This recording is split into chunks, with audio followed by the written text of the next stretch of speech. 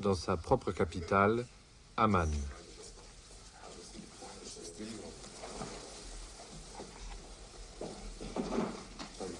Il n'existe presque pas d'image de ces journées de septembre qui font au moins 3000 morts parmi les fédayines.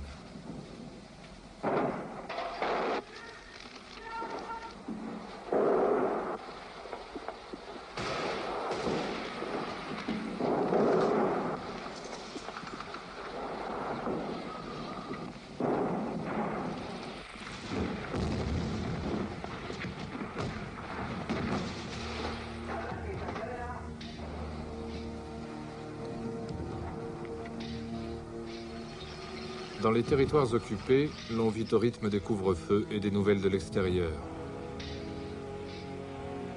Nasser est mort. Et les transistors annoncent aussi le désastre de Jordanie. Ce mois de septembre est bien noir pour les Palestiniens. L'ELP est durement frappé. Le protecteur égyptien est mort et la libération semble à nouveau bien lointaine.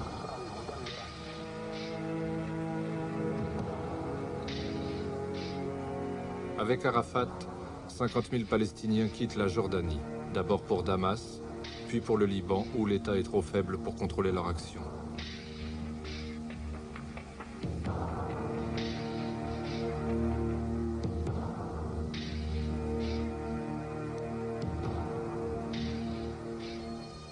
Maintenant, le terrorisme va se déchaîner.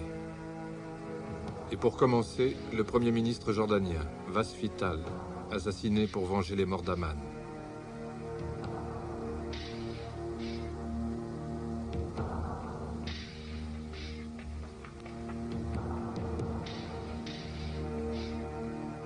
Ensuite, c'est l'Occident qui paye pour son soutien à Israël.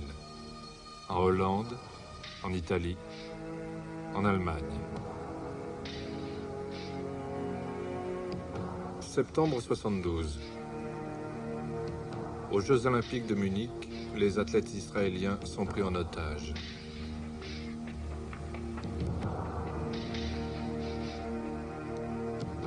Pour le monde entier, les Palestiniens oubliés existent, mais ils ont maintenant ce visage, la cagoule du terroriste.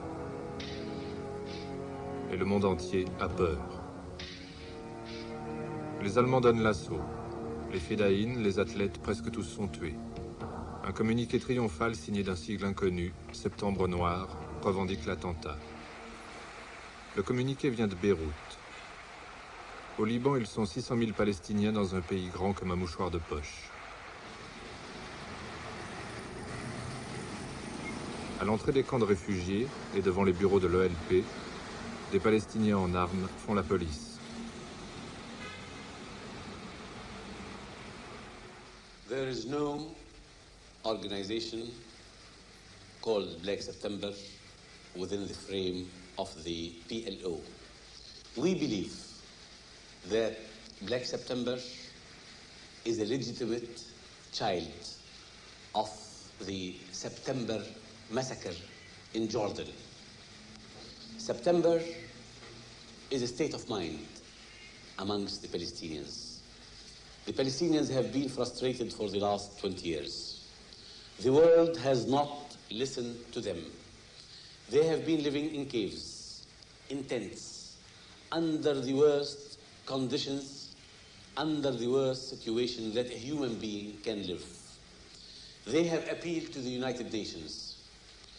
They have asked the whole world to understand their cause, to give them back their rights, to send them back to their homes. But nobody listened to them. So it is normal to have such phenomena amongst the Palestinians. Un an plus tard, Kamal Nasser sera assassiné, ici, à Beyrouth, par un commando israélien. La guerre de l'ombre fait rage. Israël effectue des raids sur les camps et les bases du Liban, piège des voitures, expédie des colis explosifs aux représentants de l'OLP partout dans le monde. Hassan Kanafani, Abou Youssef Nadjar, Kamal Adwan, Wael Zouatir, Mahmoud Amshari, toute une génération de dirigeants de l'OLP décimés par le Mossad. Estás viendo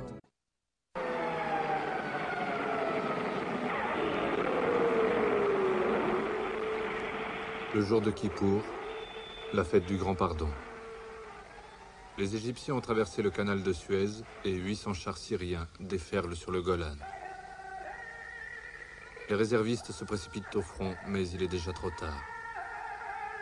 3 semaines plus tard, grâce à l'assistance militaire américaine, les Arabes sont stoppés.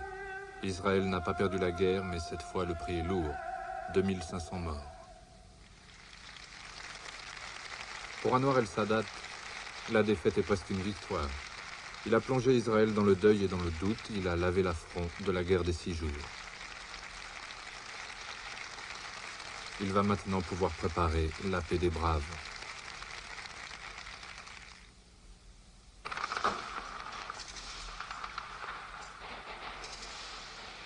En Israël, c'est encore la terreur quotidienne. À Maalot, une petite ville frontalière peuplée d'immigrants, les enfants d'une école sont pris en otage par un commando venu du Liban. L'armée israélienne ne cède pas au chantage et donne l'assaut. Les Fédayines sont tués et avec eux, 21 enfants.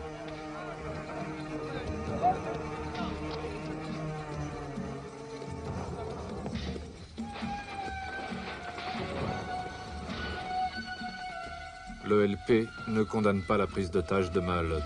Des enfants, il en meurt aussi beaucoup dans les bombardements israéliens. Le comité exécutif de l'OLP fonctionne comme un gouvernement. Aux côtés d'Arafat, Abu Iyad, numéro 2 du Fatah, considéré par le Mossad comme le cerveau de l'attentat de Munich.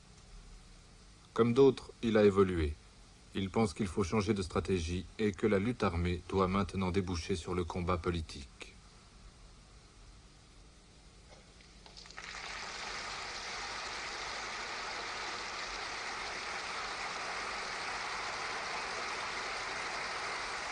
Après 26 ans de silence forcé, un Palestinien va enfin parler devant les Nations Unies.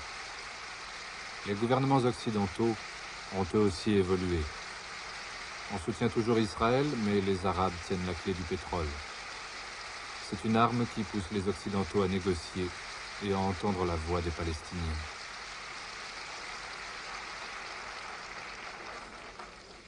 سيادة الرئيس، إنني كثائر من أجل الحرية. إنني ثائر من أجل الحرية. وأعرف كثيرين من الجالسين في هذه القاعة كانوا في مثل المواقع النضالية التي أقاتل منها الآن، واستطاعوا من خلال نضالهم أن يحولوا أحلامهم إلى حقائق. إنهم شركائي في الأمل والحلم. لقد جئتكم يا سيادة الرئيس بغصن الزيتون في يدي وببندقية الثائر في يدي، فلا تسقطوا الغصن الأخضر من يدي. لا تسقطوا الغصن الأخضر من يدي. لا تسقطوا الغصن الأخضر من يدي.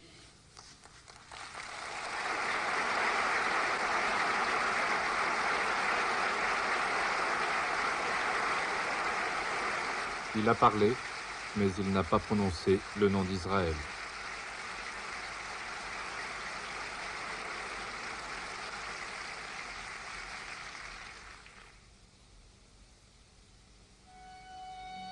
« 1977, c'est la 10e année de l'occupation. Il y a déjà 80 colonies juives en Cisjordanie et à Gaza. My personal motivation and that of the people who came with me was a religious national motivation, which includes